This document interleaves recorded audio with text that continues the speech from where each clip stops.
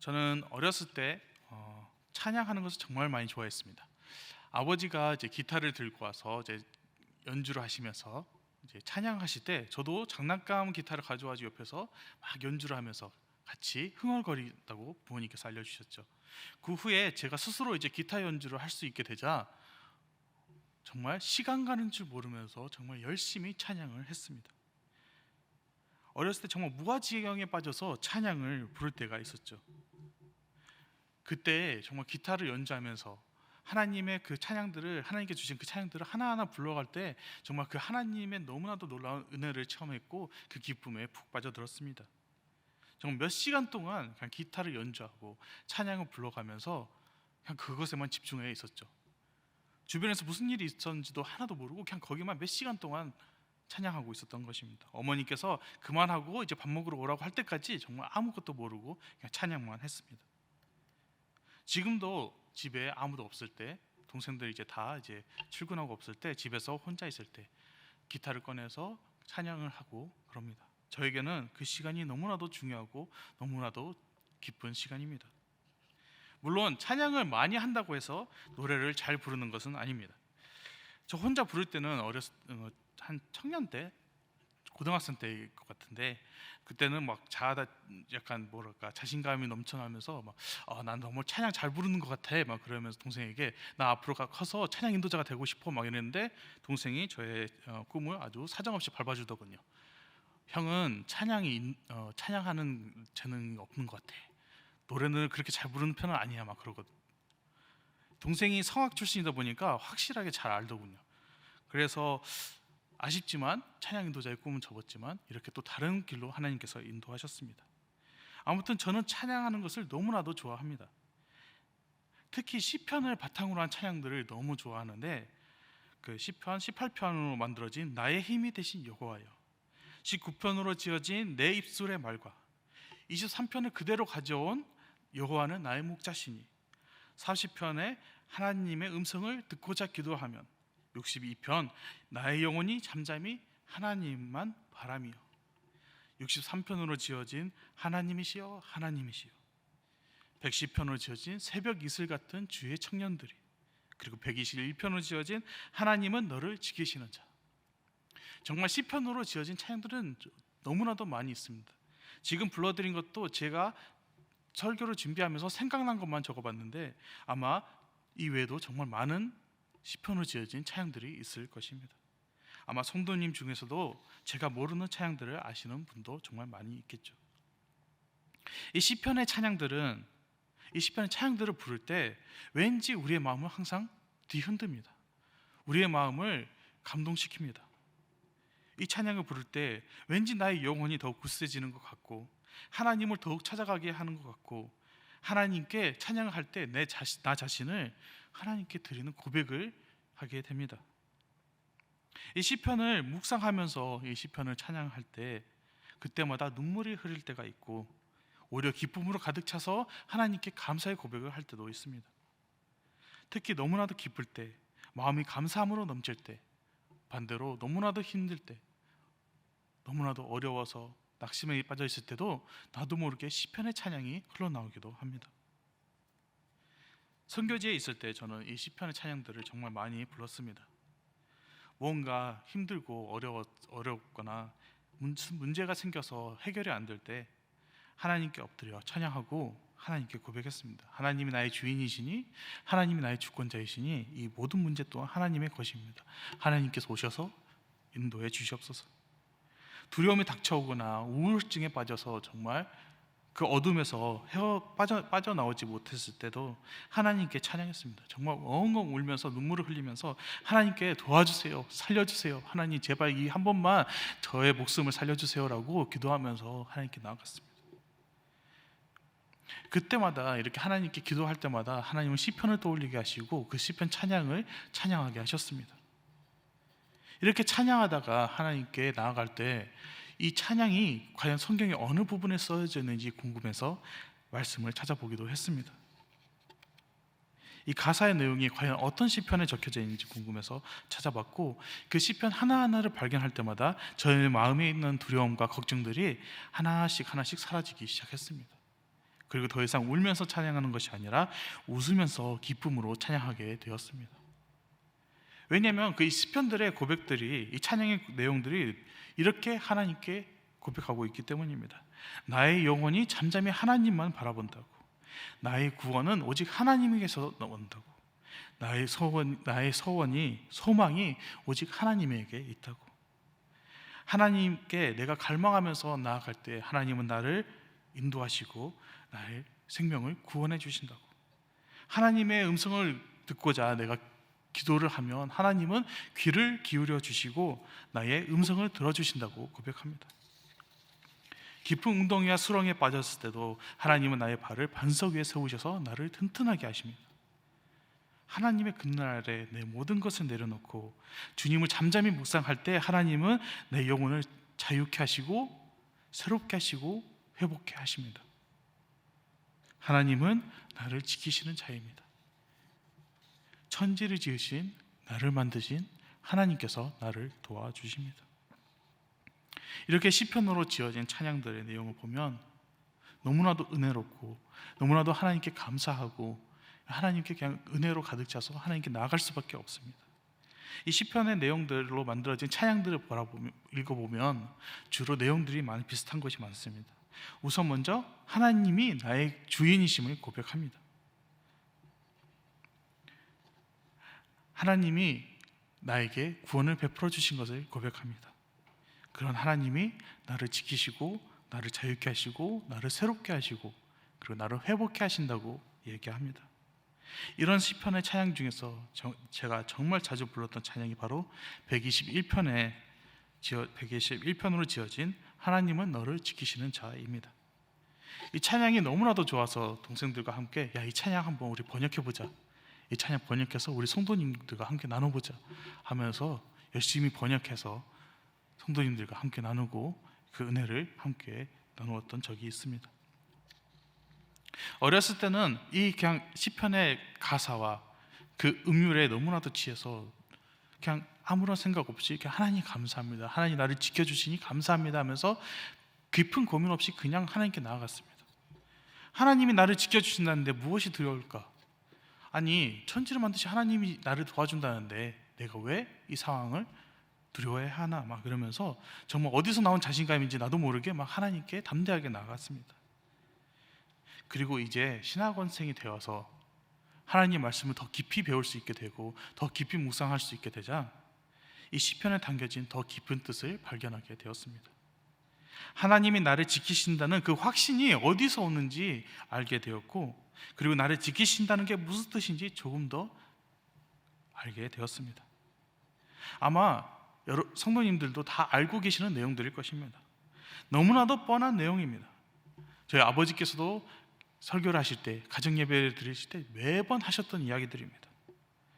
성도님들도 아마 최소 한 번은 들어보셨던 내용들일 것입니다.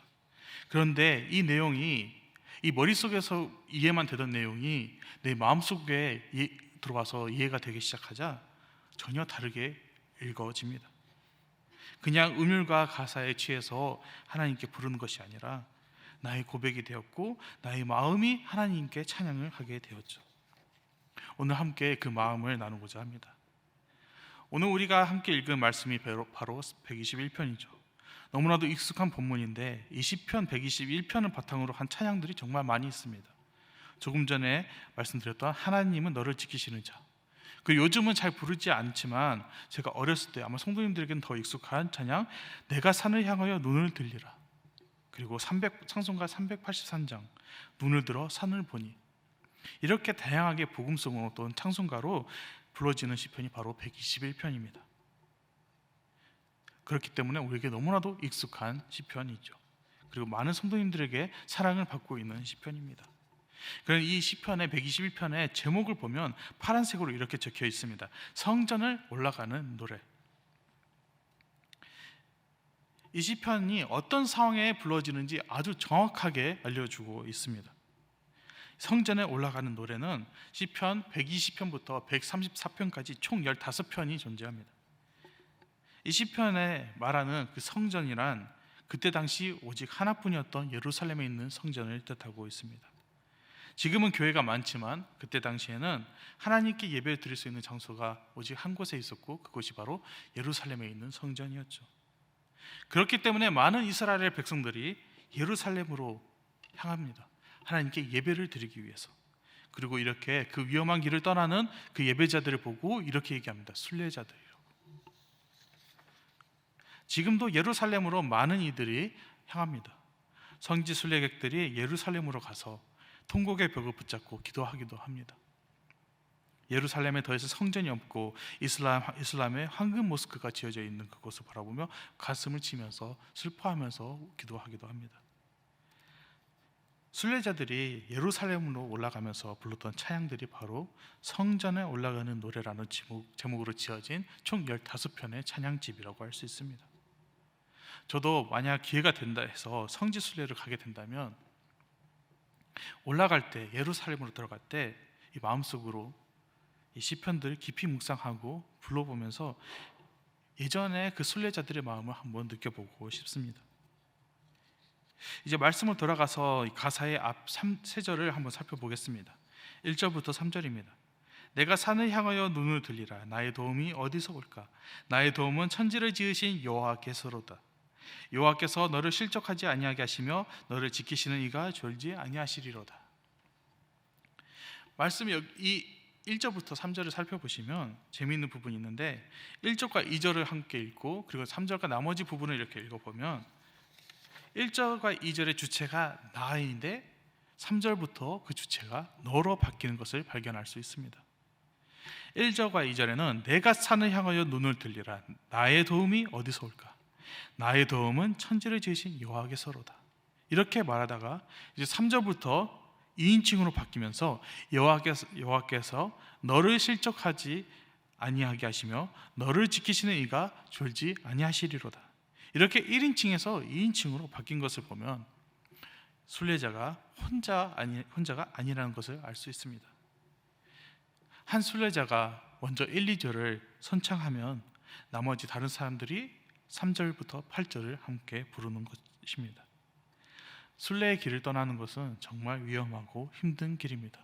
그 광야에 무슨 일이 있을지, 어떤 위협이 있을지 아무것도 모르는 상황에서 그 길을 혼자 떠난다는 것은 아마 어렵겠죠.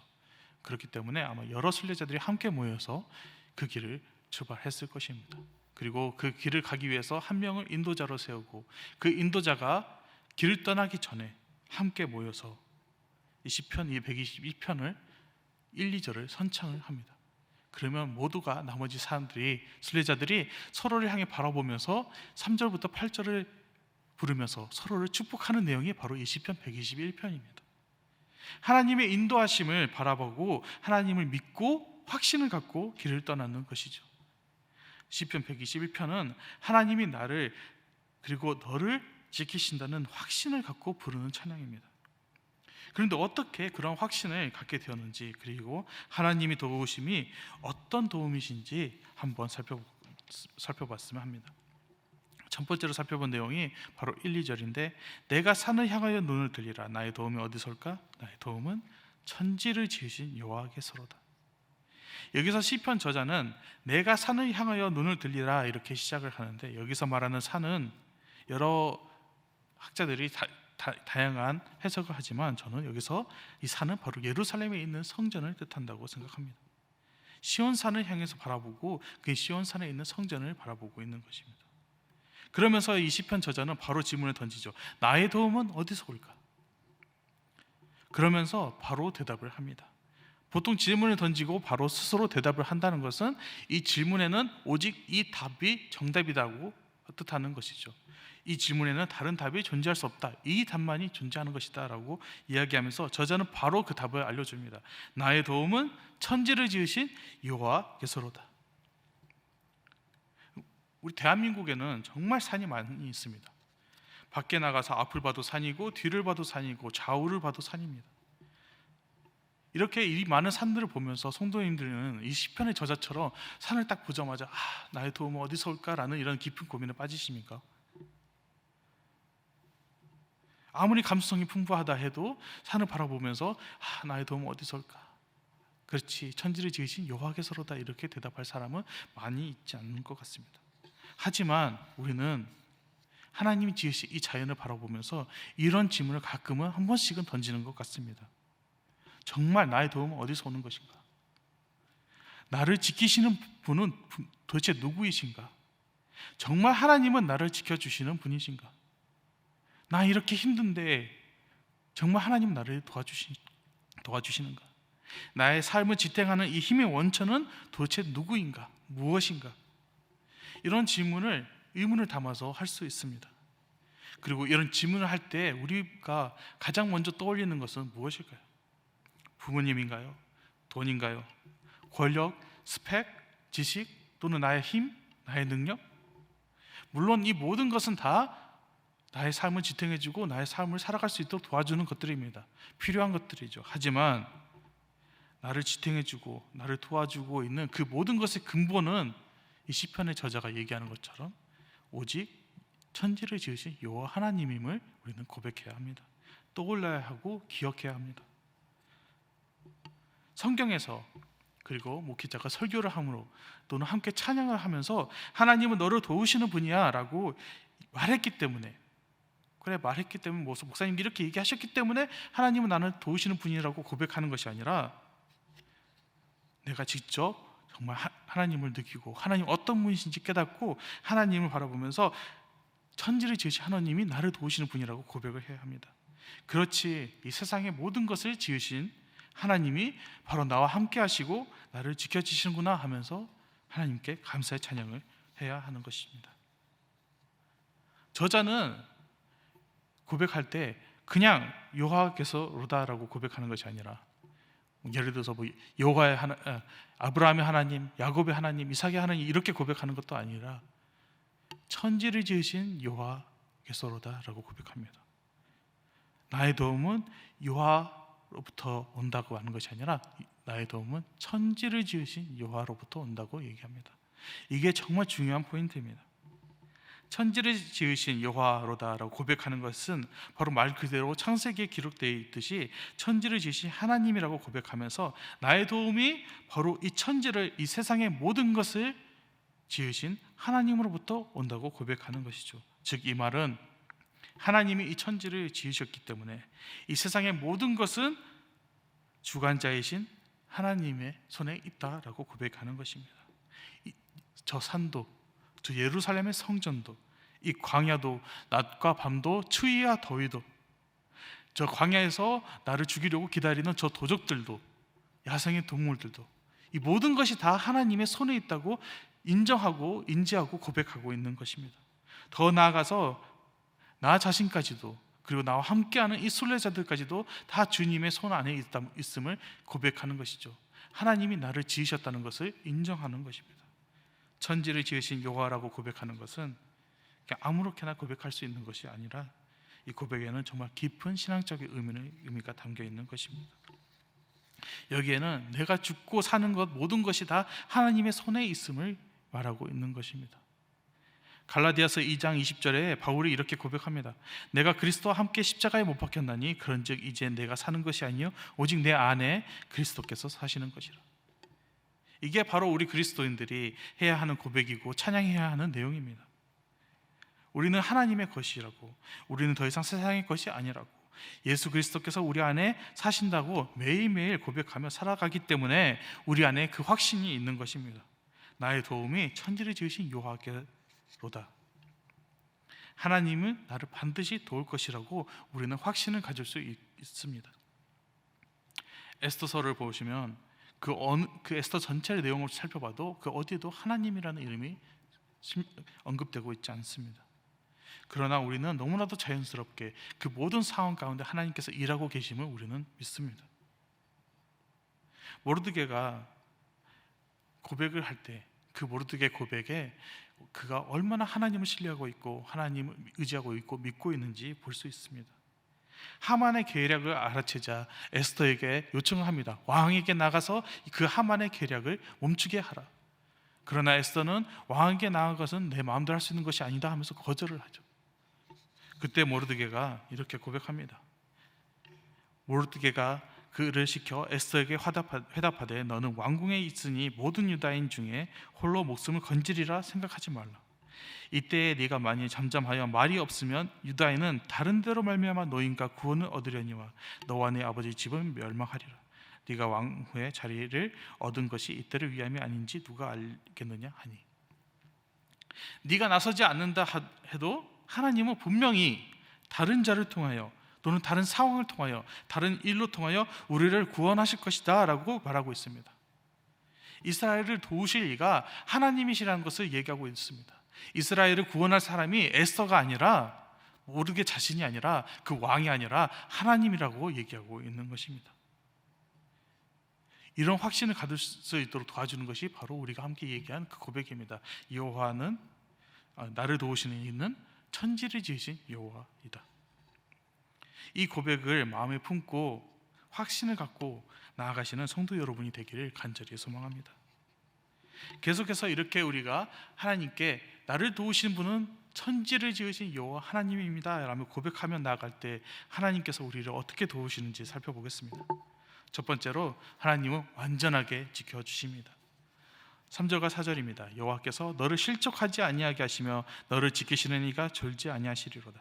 이스라엘을 지키시는 이는 졸지도 아니하시고 주무시지도 아니하시리로다. 실족하지 아니하게 하신다는 것은 나의 발걸음을 계속 지켜보신다는 것이죠. 그것도 24시간 눈을 떼지 아니하시며 졸지도 아니하시며 지켜보시겠다고 말씀하고 계십니다. 제가 대학생 시절 때 청소년 상담을 공부하고 있는데 잠깐 친구의 권유로 인해서 아동복지를 잠깐 공부했던 적이 있습니다. 그때 그 아동복지 공부를 하고 있던 학부생들과 함께 유치원에 가서 잠깐 체험 학습을 할 수 있었던 기회가 있었죠. 그 유치원에서 그 체험을 하면서 아이들을 돌본다는 것이 얼마나 힘든 일인지 깨닫게 되었습니다. 보통 작업이 아니더군요. 극한 직업인 것 같았습니다. 어머니들이 아이들을 키우면서 얼마나 힘들어 하시는지, 그리고 유치원 선생님들이 아이들을 돌보면서 그 노동이 얼마나 어려운 것인지 알게 되었습니다. 그러면서 저희 어머니가 저와 제 두 동생을 키우시면서 얼마나 고생하셨는지 깨닫게 되고 어머니에게도 죄송하기도 하고 너무나도 감사하기도 했습니다. 유치원의 아이들을 돌보면서 가장 힘들었던 것이 바로 아이들로부터 눈을 뗄 수 없었다는 것입니다. 정말 잠시만 눈을 돌려버리면 아이가 사고를 치고 있는 것입니다. 잠시만 눈을 돌려버리면 어디 넘어지고 누구 때리고 누구 다치고 뭐 난리가 나는 것입니다. 심지어 잠시만 눈을 돌렸는데 아이가 사라져서 안 보이고 난리가 납니다. 정말 식은땀이 흐르게 하는 상황을 만들어냅니다. 아이들에게 무슨 일이 발생하지 않도록 진짜 눈을 부릅뜨고 지켜보고 있어도 돌발 상황은 발생하더군요. 그래서 미리 사고를 방지하기 위해서, 아이가 다치지 않기 위해서, 다치더라도 바로 조치를 취할 수 있도록 계속해서 집중해서 지켜봐야 합니다. 아이들은 우리 선생님들이 그렇게까지 지켜보고 있다는 것을 전혀 모릅니다. 그냥 자기가 하고 싶은 대로 합니다. 그러나 아이들은 몰라도 선생님들은 지켜보고 있죠. 하나님께서 바로 우리를 이렇게 지켜보시고 보호하고 계십니다. 우리가 전혀 모르고 있다 하여도, 인지하지 않는다 하여도 하나님은 우리를 보호하고 지켜주십니다. 세상은 우리에게 우연의 일치다, 운이 좋았다, 그럴 수도 있는 것이지 이렇게 얘기하겠지만 우리는 아주 확실하게 알고 있습니다. 우연이 아니라 하나님께서 일하고 계신다는 것을. 두 번째로는 모든 악으로부터 지켜주십니다. 5절과 6절에 여호와는 너를 지키시는 이시라. 여호와께서 내 오른쪽에서 내 그늘이 되시나니 낮에 해가 너를 상하게 하지 아니하며 밤의 달도 너를 해치지 아니하리로다. 우리의 우편에서 그늘이 되어주고 해와 달도 우리를 해치지 못할 것이다. 우편에 선다는 것은 우리의 아군이 되어주겠다고 은유적인 표현으로 이렇게 얘기하는 것입니다. 친구가 되어주겠다, 동맹이 되어주겠다, 법정에서 증언을 해주겠다, 너의 가장 취약한 부분을 내가 지켜주겠다. 또 그들은 대부분의 지형이 광야인 이스라엘에선 쉼과 보호의 의미를 지니고 있습니다. 마찬가지로 해와 달의 의미도 비슷합니다. 아침의 광야는 정말 뜨겁기 때문에 일사병으로 죽는 사람들이 있다고 합니다. 또한 달이 뜨는 밤에는 온도가 급격하게 낮아짐으로써 저체온증으로 죽기도 합니다. 이 광야를 걸어갈 때 이 순례자는 지금 아침에는 덥고 밤에는 춥고 또 저 길에 어느 곳에 도적이 있을 것이고 또 야생동물이 나를 위협할 것이고 이 모든 것을 다 알면서도 이 순례자는 걸어갑니다. 왜냐하면 하나님이 나의 친구가 되어주시고 동맹이 되어주시고 증인이 되어주겠다고 약속하고 있기 때문이죠. 우리에게 힘과 보호를 제공해 주시겠다고 하나님께서 확실하게 얘기하고 있습니다. 세 번째로 환난으로부터 지켜주십니다. 7절에 여호와께서 너를 지켜 모든 환난을 면하게 하시며 또 내 영혼을 지키시리로다. 아마 이 7절을 읽으시면서 이런 생각이 드시겠죠. 아니, 면하게 하신다고? 난 분명히 이제 하나님을 믿게 되었고 하나님께 주님께서 나의 구세주시고 나의 구원이시고 나의 생명이시고 하나님을 나의 주인이십니다고 고백을 하고 나아가고 교회 봉사도 열심히 하고 하나님께 찬양하고 새벽 기도도 빠지지 않고 있는데 왜 지금 나에게 이런 환난이 있는 것인가? 라면서 질문할 수 있죠. 하나님 분명히 이 7절에서 환난을 면케하신다고 얘기하셨지 않습니까? 하면서 따질 수 있지만 여기서 자세히 살펴봐야 되는 것은 이 면하게 한다는 것은 히브리어 단어로 샤마르라는 단어인데 그 뜻은 지켜주다입니다. 즉 환난을 완전하게 100% 면제해 주겠다는 것이 아니라 환난을 당하여도 환난 안에서 너의 생명을 지켜주겠다라고 얘기하는 것입니다. 너의 영혼을 내가 지켜주겠다 이렇게 얘기하고 계십니다. 대표적인 예로 욥을 꼽을 수 있겠죠. 하나님은 사탄에게 욥을 시험하도록 허락하시며 그의 생명만은 건드지 말라고 하십니다. 마지막으로 네 번째는 영원히 지켜주십니다. 여호와께서 너의 출입을 지금부터 영원히까지 지키시리로다. 하나님이 자신의 지킴의 도움의 그 기간을 알려주십니다. 그 기간이 10년의 계약, 20년의 계약, 30년짜리 계약, 50년짜리 계약 이렇게 말씀하시는 것이 아니라 영원까지 지켜주신다고 얘기하십니다. 나를 완전하게 지켜주시고 악으로부터 지켜주시고 환난으로부터 지켜주신다는 이 모든 것을 지금부터 영원까지 하나님께서 그 기간을 확정시켜 주십니다. 그리고 너의 출입을 지키신다는 것은 우리의 모든 일상생활을 다 지켜보고 계신다는 것입니다. 아침에 일어나서 일하기 위해서 밖으로 나가고 다시 집으로 돌아와서 침대에 눕고 그 모든 순간을 일거수일투족을 지금부터 영원까지 지켜보고 지켜주시겠다고 얘기하고 있습니다. 우리의 삶에는 정말 여러 위협과 어려움과 환난이 다가옵니다. 그때마다 우리는 어떻게 반응해야 할까요? 우리는 지금 당장 닥친 어려움 때문에 불만을 품을 수도 있고 의문을 품을 수도 있습니다. 그러나 그것은 우리가 우리의 몸만을 바라보고 있기 때문입니다. 우리 몸이 너무나도 괴롭기 때문입니다. 하지만 하나님은 우리의 몸을 먼저 보시는 것이 아니라 우리의 영혼을 먼저 바라보십니다. 요한 3서 1장 2절에 요한은 이렇게 기록하고 있습니다. 사랑하는 자여 네 영혼이 잘된 같이 네가 범사에 잘되고 강건하기를 내가 간구하노라. 우리의 영혼이 잘된 같이 우리의 삶이 잘되기를 원한다 이렇게 고백하고 있습니다. 예수님께서도 사람이 온천을 얻고도 자기의 목숨을 잃으면 무엇이 유익하겠냐라고 얘기하십니다. 하나님은 우리의 영혼을 먼저 바라보십니다. 하나님은 우리의 영혼을 살리기 위해서 육신의 시련을 주실 때도 있습니다. 사도 바울이 연약하면서 온전해진다고 고백한 것처럼 욥이 단련되어 정금같이 나아가겠다고 고백하는 것처럼 이 바울과 욥은 시련 속에서 오히려 하나님께 감사함으로 나아갈 수 있는 것은 그 시련 안에서 하나님이 나와 함께하고 있음을 발견했기 때문입니다. 우리가 걸어가고 있는 이 길은 광야입니다. 고난의 길이고 가시밭 길입니다. 절대 편한 길이 아니죠. 우리는 광야에 있음을 확실하게 인지해야 합니다. 오히려 이 광야에 있기 때문에 우리는 더욱 하나님을 찾는 것이고 하나님의 말씀을 묵상하는 것입니다. 우리가 이 광야에서 마음 편하게 기쁘게 걸어갈 수 있는 유일한 이유는 이 모든 것이 하나님의 은혜라는 것을 깨닫기 때문입니다. 하나님이 이 길을 걸어갈 수 있는 힘을 주시고 보호해 주시고 함께 동행해 주시고 오히려 하나님과 더욱 가까이 갈 수 있는 그 순간을 제공해 주십니다. 그 어떤 상황에서도 나의 도움은 천지를 지으신 여호와께서로다라고 고백하게 될 때 우리는 이 모든 것이 하나님의 은혜임을 알게 될 것입니다. 하나님의 사랑이 이 메마른 광야에서도 넘쳐 흐르고 있다는 것을 발견하게 될 것입니다. 우리가 환난 속에서도 말씀을 붙잡고 한 걸음 한 걸음 앞으로 나아갈 수 있는 것은 천지를 지으신 하나님을 나의 입술로, 나의 마음으로 고백할 수 있기 때문입니다. 이것은 하나님의 자녀가 된 우리들만의 특권입니다. 그러니 우리 삶에 환난이 다가와도, 시련이 다가와도 그 모든 것을 통과하면서 하나님의 약속의 말씀을 떠올리면서 이 시편 121편을 노래했으면 합니다. 천지를 만드신 하나님의 도우심과 지키심을 굳게 믿고 하나님의 임재를 느끼며 이 약속의 말씀을 붙잡고 은혜가 충만해지는 삶을 살아가시기를 간절히 소망합니다.